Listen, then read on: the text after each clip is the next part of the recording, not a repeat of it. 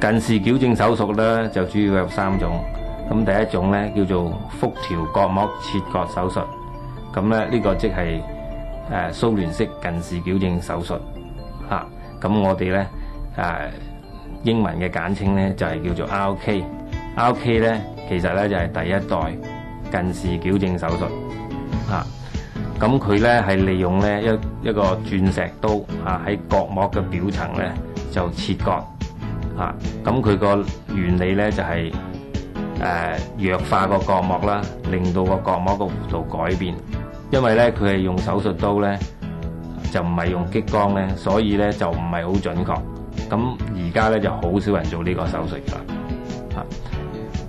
咁第二代嘅近視矯正手術咧，就係叫做角膜表層激光矯正屈光手術。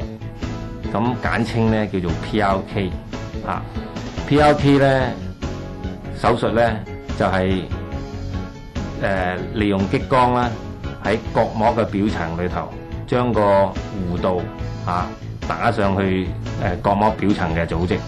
咁因為佢咧直接打落個角膜上高咁所以所有嘅表皮角膜嘅表皮同埋嗰啲神經咧都會毀滅嘅。咁所以做完 PRK 手術咧就係非常之痛嘅。一般咧要休息咧成個禮拜，視力咧復原咧亦都要有1個禮拜。就因為佢痛啦，同埋視力復原得慢啦，所以而家咧就唔係好流行。咁而至於而家最流行嘅眼科手術咧就係 LASIK 手術。LASIK 手術中文名咧叫做角膜切割激光矯正屈光手術。咁佢嘅原理咧，主要咧就係利用一個好精密嘅角膜切割器。呢個角膜切割器咧就喺角膜表層上高切片，切一片未完全分離碟狀圓形嘅角膜蓋。打開呢個角膜蓋，然之後咧將個激光屈光度數咧就打上去角膜嘅表層。做完激光之後咧，將個角膜蓋復位。咁呢個 LASIK 手術就完㗎啦。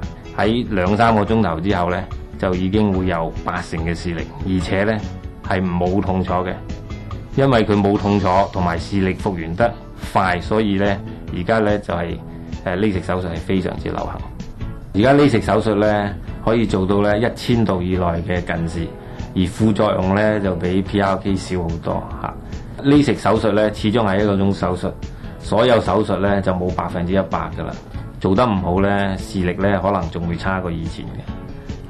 咁LASIK手術主要嘅副作用咧有第一就係發炎啦。如果處理得唔好咧，可能會留下疤痕影響視力嘅。第二咧就係做完之後咧可能會都有翻啲近視遠視或者散光，需要戴翻眼鏡。咁第三咧做完LASIK手術咧，80%嘅人咧都可能會出現眩光。眩光咧一般咧就喺夜晚發生嘅。如果你有眩光嘅話咧，望遠燈夜晚望遠燈，你會發覺咧有個光環圍繞住呢個光源咁令到咧光源後邊嘅嘢咧係睇唔到嘅。